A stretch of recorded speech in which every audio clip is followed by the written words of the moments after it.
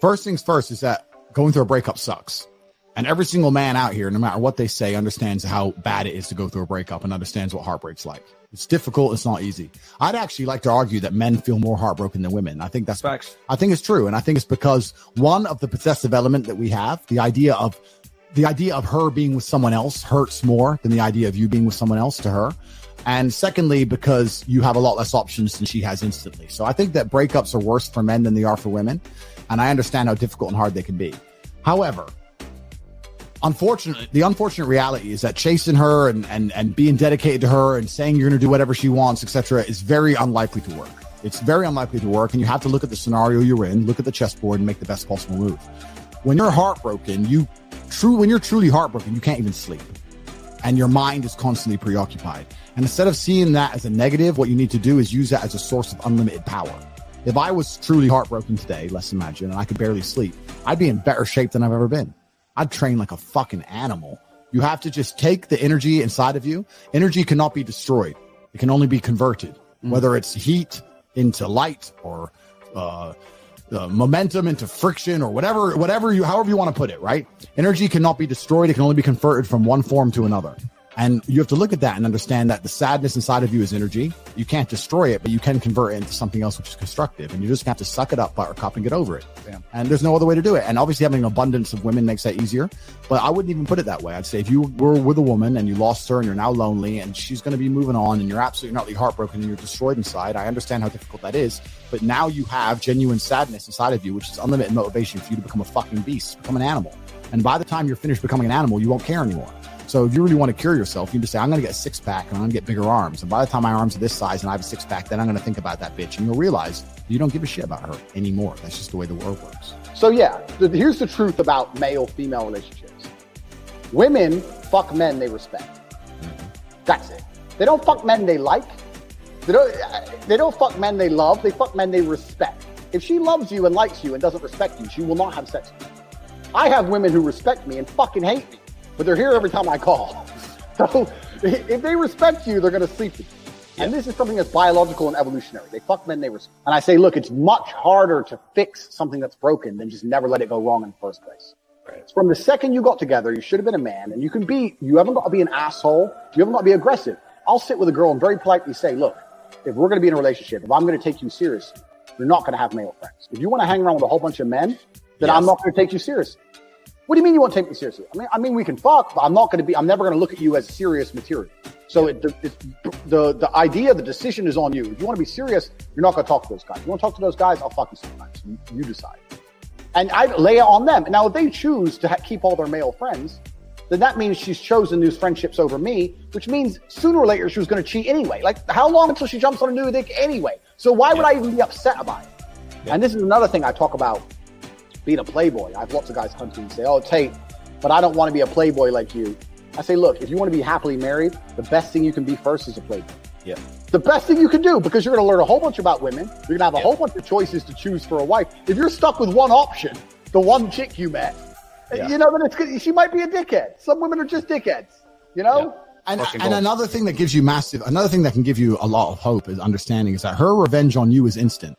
Her revenge on you is running, getting on a boat and fucking 5 guys and going out to party and you're sitting at home alone. Her revenge is instant. Your revenge takes a little bit longer, but it is a better revenge overall. It takes, like all good things in life, good things come to those who wait.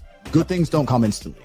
Your revenge is going to be using that sadness, using that sorrow to become such an amazing man that she realizes she fucked up. Every single one of my exes realizes they fucked up. There's not a single person who's close to me whose life would be better if I wasn't in it. Every single one of my exes looks and goes, I wish I had top G still now. I just text my boyfriend my problems. He can't fix them, but Andrew fucking could. I'm sitting here on economy, Tate's on his jet. I fucked up. And so if you get to take that sadness and sorrow and truly become the man that you know you can become, then your victory comes. It's maybe a little bit delayed, but it's certainly and utterly is coming, and you should be excited by that. You need to look at, there will be a day where she regrets the decision she made. There will be a day where she understands that she fucked up and her life would have been better if she kept me. And I'm going to prove it to her. Yeah. That's what you have to do. You have to go do it. Yep. Respect and the woman thinking, you know what, he might just leave me, are linked. They have to be there. So you have to mean what you say. You have to let her know, look, there's some things I won't tolerate. And if you fuck with me, I'm going to walk away. And if you walk away and she doesn't chase you, then she's gone. At least you saved yourself a fucking nasty divorce and getting cheated on and all that shit. Just end it then and there and save yourself a bunch of time. I've been head over heels in love with women and left them and never got them back, and they never knew. That's life.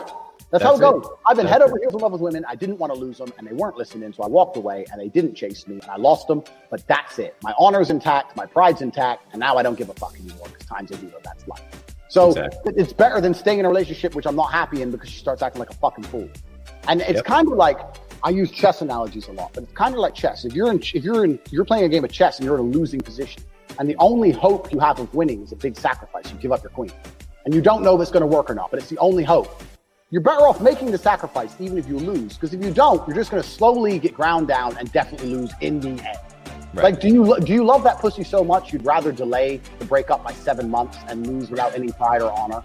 And leave without any pride or honor while she cheats on you? Isn't it better just to say right hand in the air, you're not talking to that guy anymore? Like, the end is coming. If she chooses to talk to that dude over you, the end is certain. So can you have enough balls to just say bye and at least leave with your head held high?